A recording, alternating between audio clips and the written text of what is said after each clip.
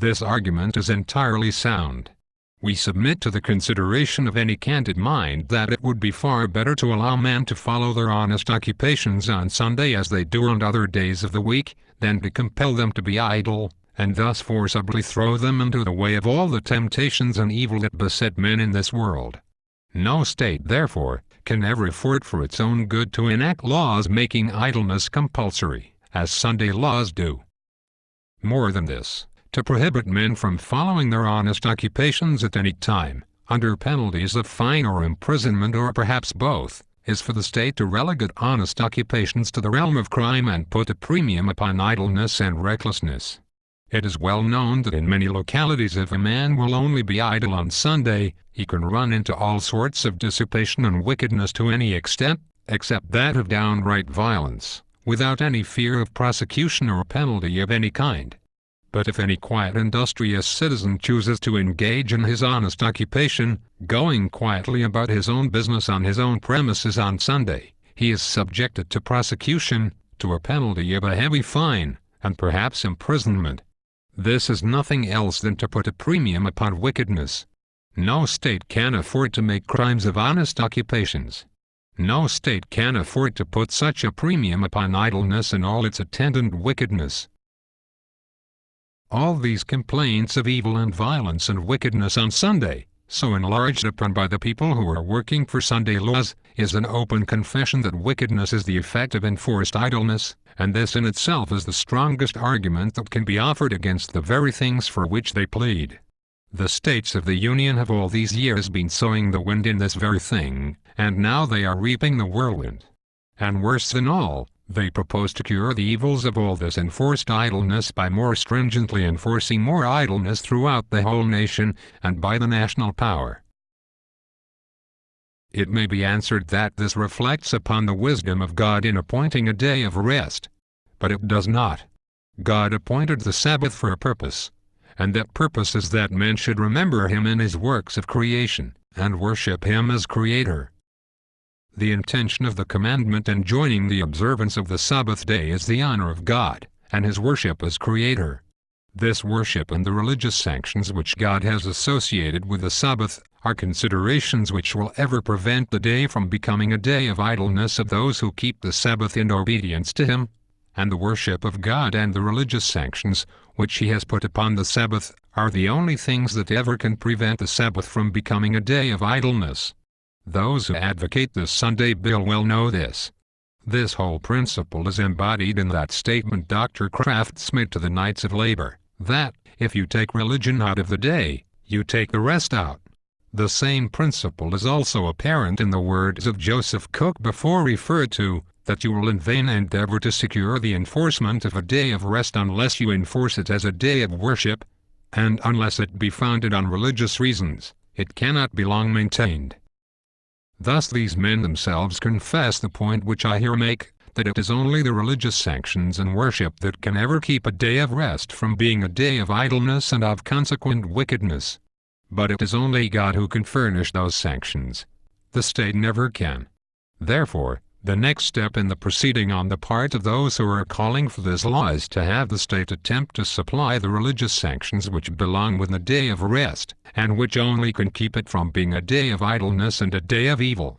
But they know that the state has none of those religious sanctions, and they know that these will have to be supplied to the state by the church, and then the church will call upon the state, by its power, to force them upon the citizen.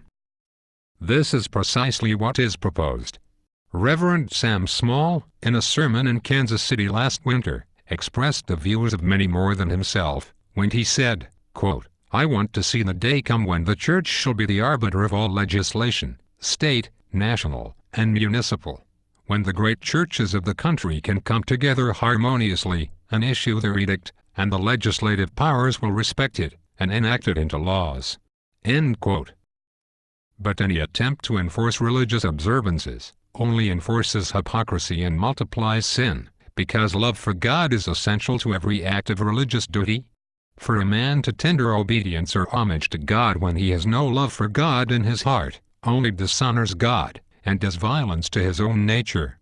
For anybody to obey God, or perform religious observances from interested motives, is sin, and for the state to exert its power in compelling men to act religiously, and pretend to honor God when they have in their heart no love for God, is only to force them into hypocrisy, and to compel them to commit sin, which if increased and multiplied by the exertion of national power, can end only in ruin, and that speedily.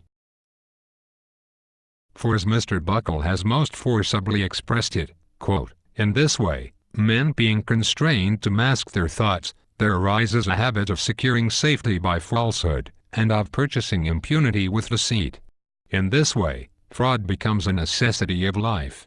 Insincerity is made a daily custom, the whole tone of public feeling is vitiated, and the gross amount of vice and of error fearfully increased. End quote. Consequently, it is only at its own peril that the state can ever enforce the observance of a day of rest. More than this, for the state to allow itself to be dictated to by the church as is here proposed by Mr. Small, is to render the church superior to the civil power, which can end in nothing but a religious despotism, which is the worst of all despotisms.